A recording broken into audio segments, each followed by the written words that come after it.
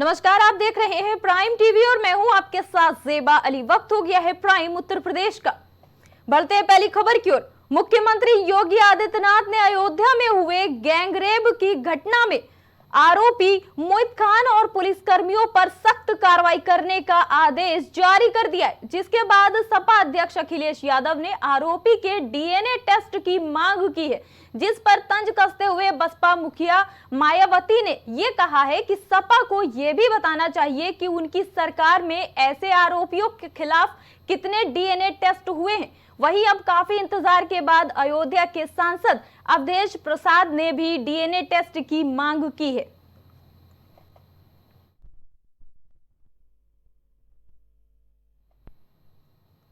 आज के समय में सभी अच्छा करियर बनाने की चाह रखते हैं। वही बात करें तो विभिन्न कोर्सेज में प्रवेश के लिए प्रवेश परीक्षाओं में शामिल होना होता है। प्रवेश परीक्षा में अच्छा स्कोर करने के लिए उम्मीदवार को अच्छी और सही तैयारी करनी होती है। अगर आप भी एक स्टूडेंट हैं या एक छात्र छात्रा के अभिभावक हैं और आप अपने बच्चों को अच्छी पढ़ाई करने के लिए ऑनलाइन या ऑफलाइन कौन सी कोचिंग कराएं, इसको लेकर कंफ्यूज हैं, तो आपको ये खबर देखना बेहद जरूरी है। अभी ऑफलाइन कोचिंग और ऑनलाइन कोचिंग को अगर या क्लासेस को आप कंपेयर करते हैं तो मेरे हिसाब से ऑफलाइन क्लासेस आज भी बहुत बढ़िया है। रीजन इसके कई सारे हैं, अगर मैं कुछ आपको रीजंस बताऊं उसमें से सबसे बड़ा रीजन तो ये है कि जब आप ऑफलाइन कोचिंग करते हैं, क्लासेस करते हैं, तो वहां पे आप टीचर की बॉडी लैंग्वेज से भी बहुत कुछ सीखते हैं और टीचर भी स्टूडेंट की बॉडी लैंग्वेज देख करके बहुत कुछ समझ पाता है कि स्टूडेंट को कितना समझ में आ रहा है या नहीं आ रहा। साथ ही साथ जब आप ऑनलाइन क्लासेस करते हैं तो डिस्ट्रैक्शंस बहुत सारे होते हैं और आपका स्क्रीन टाइम बहुत ज्यादा होता है।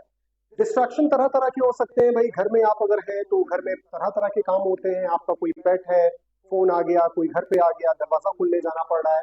लेकिन जब आप ऑफलाइन क्लासेस करते हैं तो आपको मालूम होता है कि आपको 1 घंटे 2 घंटे के लिए क्लोज्ड एनवायरनमेंट के अंदर बैठ करके पढ़ाई करनी है, तो कहीं ना कहीं आपका डिस्ट्रैक्शन रिड्यूस होता है और आपका अटेंशन बढ़ता है।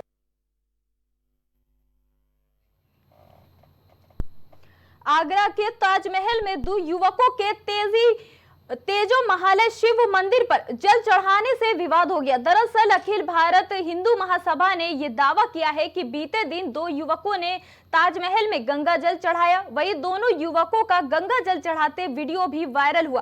फिलहाल पुलिस ने दोनों युवकों को गिरफ्तार कर लिया है, साथ ही मामले में एफआईआर दर्ज करके जांच भी शुरू कर दी है।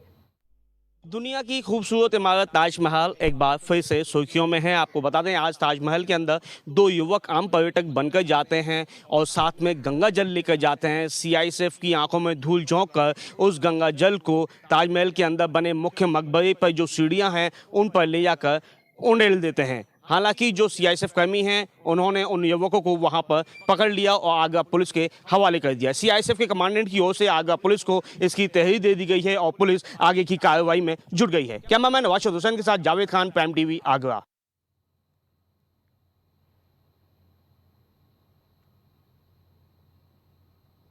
जी, आपको बता दें कि आगरा के ताजमहल में घुसकर 2 युवकों ने मुख्य मकबरे पर यहां पर गंगा जल चढ़ाया है। दीवार पर ओम का स्टिकर भी चिपकाया। युवकों ने यह दावा किया है कि वो बोतल में गंगा जल लेकर आए थे। उन्होंने इसका वीडियो भी बनाया जो अब सोशल मीडिया पर खूब वायरल हो रहा है, जिसमें वो कहते हैं कि अब अंतिम पड़ाव पर पहुंच गए हैं, हर हर महादेव। आपको बता दें, 2 युवकों ने शिव मंदिर पर जल चढ़ाया।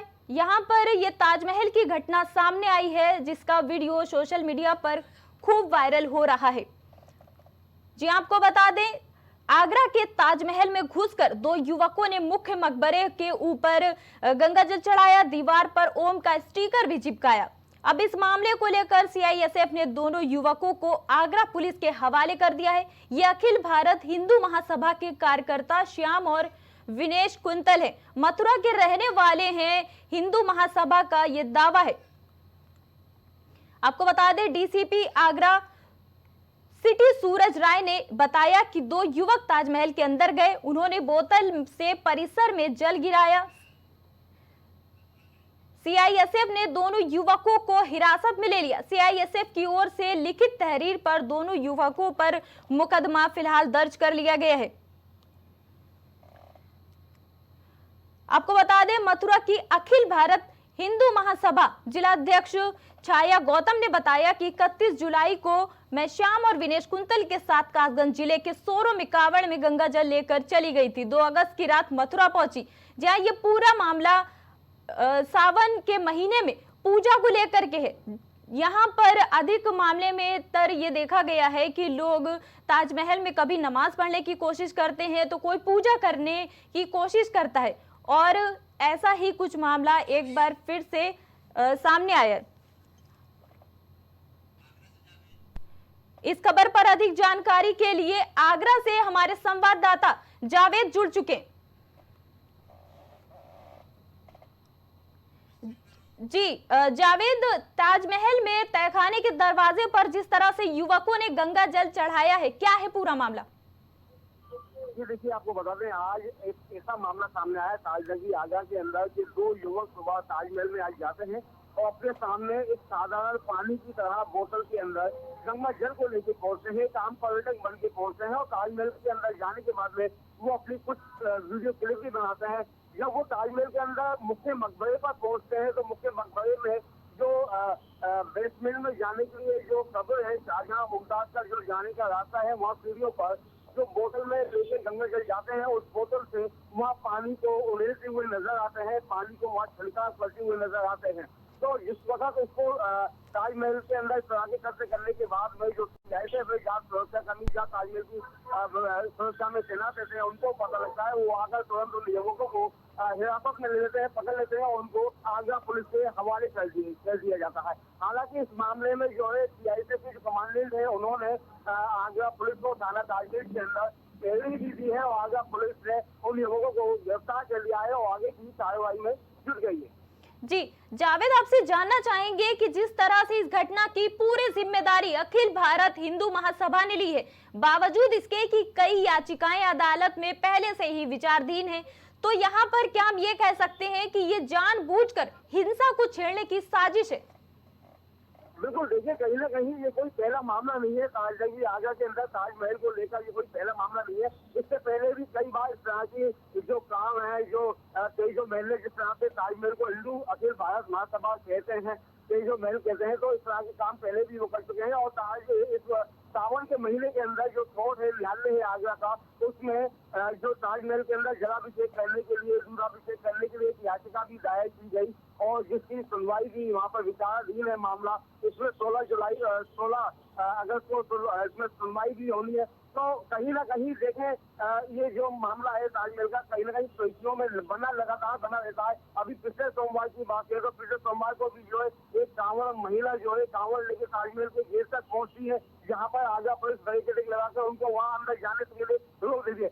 उस महिला का ये कहना था कि मेरे को ताजमहल के अंदर जाना है और वहां जाकर जो सोरों से गंगा से जो गंगा जल लेके आई थी उनको ताजमहल के अंदर उसको चलाना है, लेकिन वहाँ बैरिकेडिंग लगाकर आगरा पुलिस ने उनको रोक दिया, उनको अंदर जाने की अनुमति नहीं दी। तो इस तरह के कई ऐसे मामले हैं जो ताजमहल के अंदर लगातार चलते रहते और ताजमहल लगातार सुर्खियों में बना रहता है। जी जिस तरह से आपने बताया कि पिछले सोमवार भी इस तरह की घटना सामने आई कि एक और कांवड़िये की तरफ से यहाँ पर पूजा करने की कोशिश की गई, तो यहाँ पर हम ये कह सकते हैं कि सावन के महीने में इस तरह की घटनाएं कुछ ज्यादा ही हो रही हैं ताजमहल को लेकर। तो क्या पुलिस प्रशासन की तरफ से कुछ सख्ती यहाँ पर हुई है?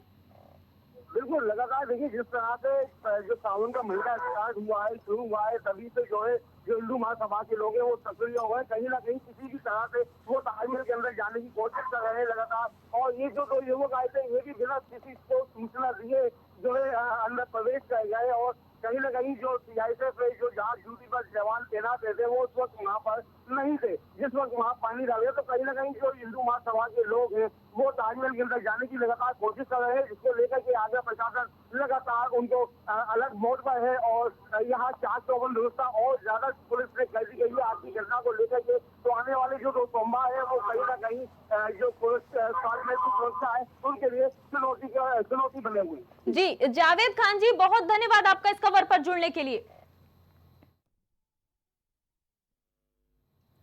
रामपुर में जौहर यूनिवर्सिटी पर बड़ी कार्रवाई की गई है। दरअसल प्रशासन ने यूनिवर्सिटी की 2 इमारतों को सील कर दिया है। बताया जा रहा है कि कस्टोडियन की जमीन पर बने 2 बिल्डिंगों को सील कर दिया गया है। सपा नेता आजम खान को 25 जुलाई को भवन खाली करने का नोटिस मिला था। समय खत्म होने के बाद सीलिंग की कार्रवाई की गई है।